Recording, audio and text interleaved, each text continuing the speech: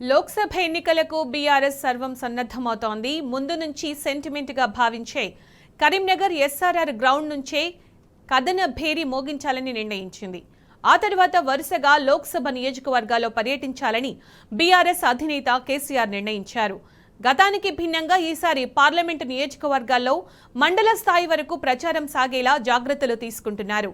తెలంగాణ భవన్లో జరిగిన ముఖ్య నేతల సమావేశంలో పార్టీ నాయకులకు కేసీఆర్ దిశానిర్దేశం చేశారు.